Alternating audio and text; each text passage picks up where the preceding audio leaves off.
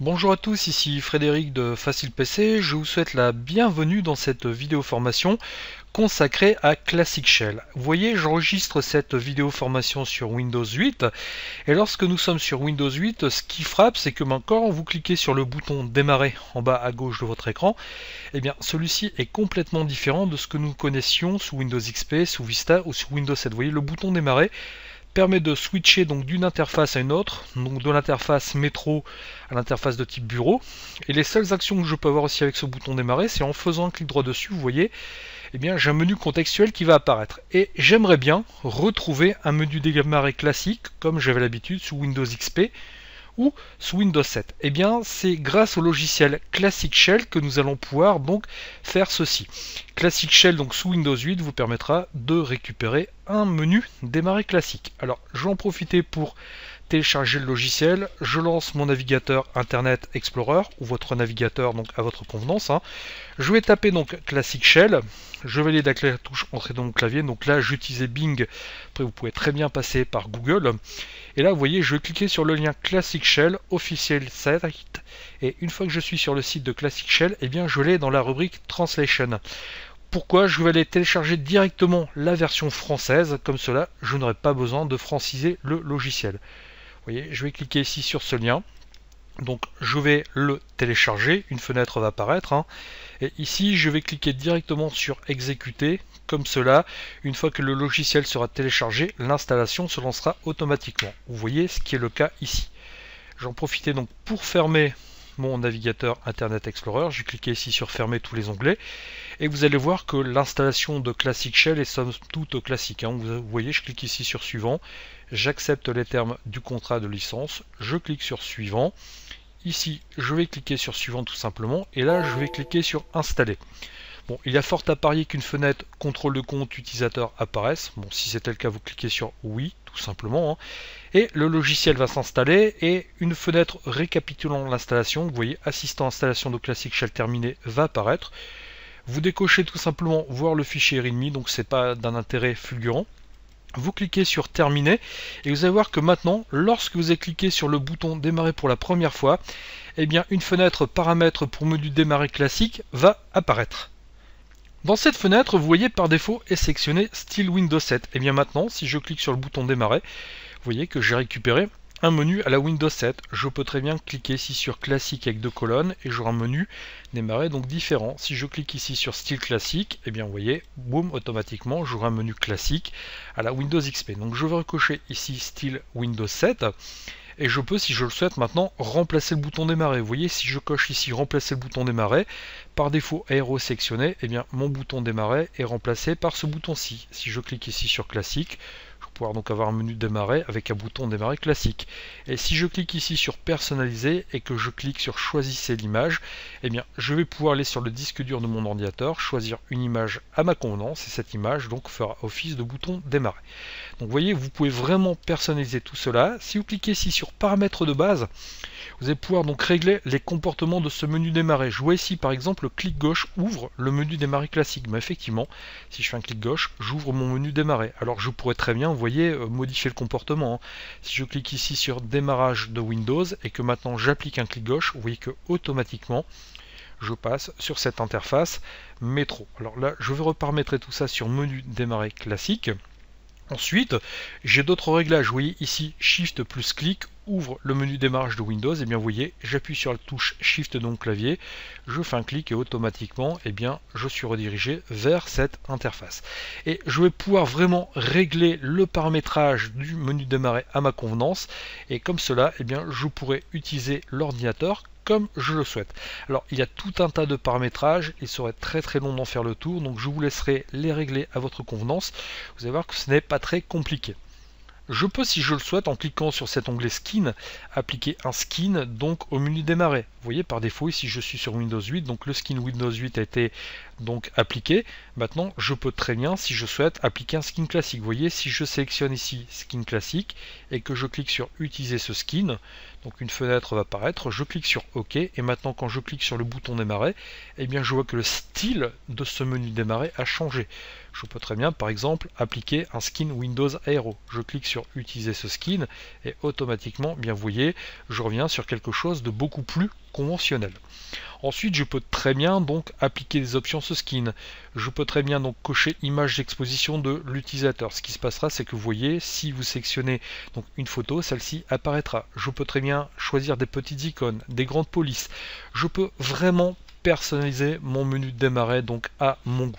Vous voyez, après donc les seules limites seront votre imagination et vous pouvez vraiment régler très finement ce menu démarrer.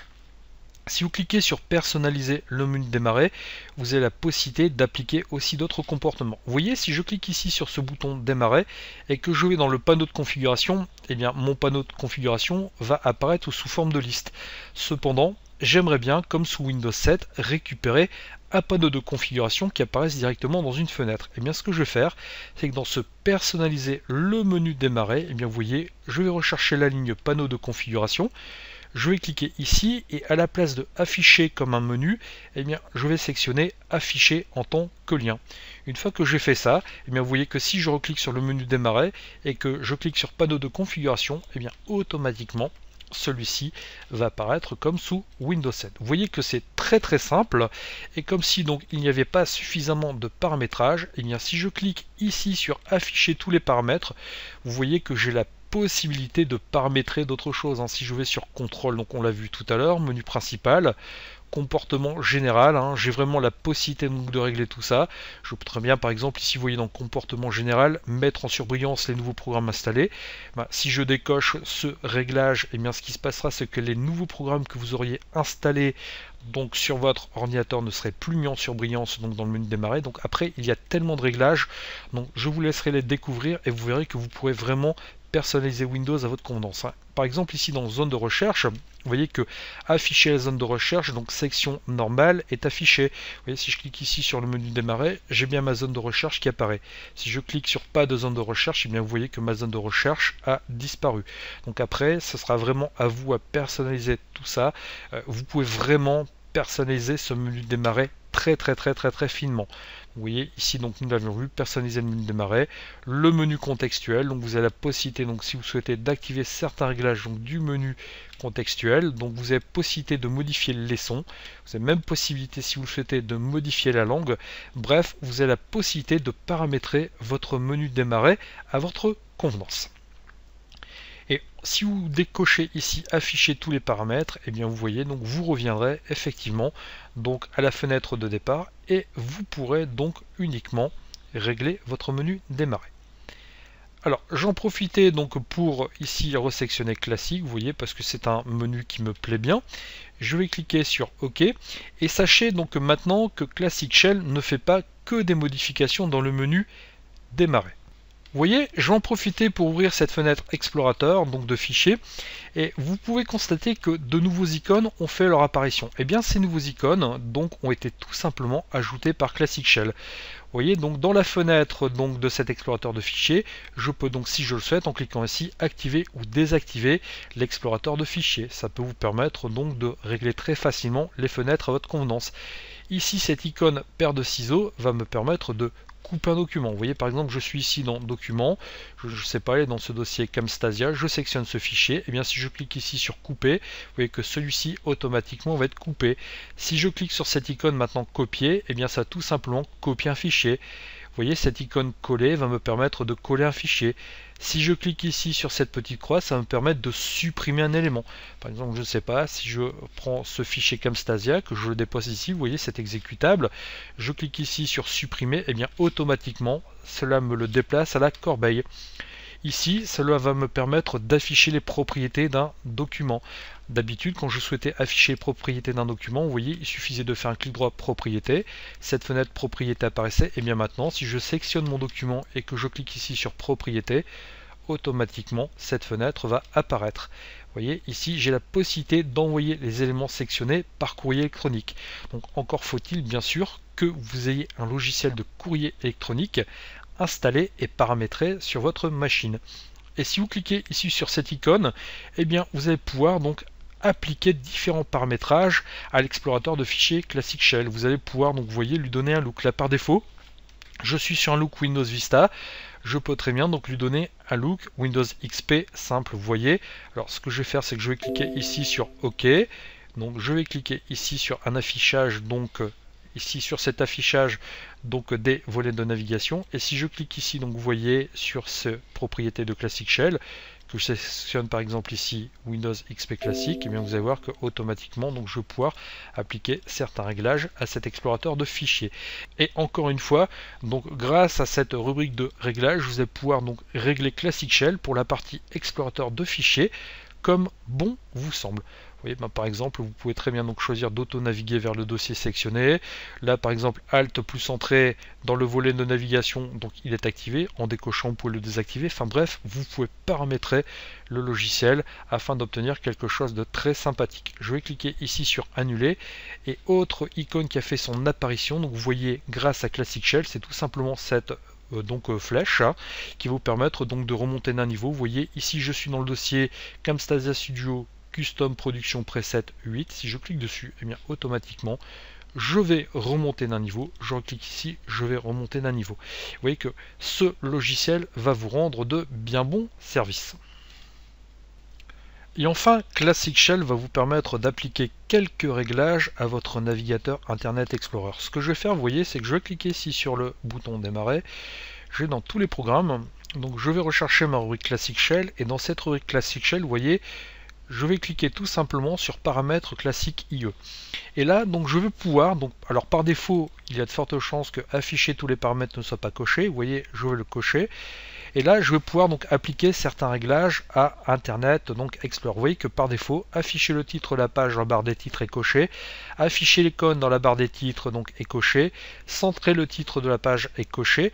Donc je vais pouvoir appliquer certains réglages Internet Explorer. En effet, donc vous voyez ici, par exemple, j'ai MSN qui est lancé, donc le titre MSN est bien centré, donc j'ai bien une icône MSN qui apparaît ici. Et bien ce que je vais faire, vous voyez, c'est que tout simplement, je vais pouvoir donc paramétrer et régler tout ça. Donc afficher le titre dans le barre des titres, je vais le laisser. Par contre, afficher l'icône, je vais le décocher. Centrer le titre de la page, donc je vais le décocher aussi. Je vais cliquer sur OK. Donc on m'indique qu'il faut effectivement donc que je redémarre Internet Explorer pour que ces réglages prennent effet. Donc comme ceci, je le ferme et je le relance.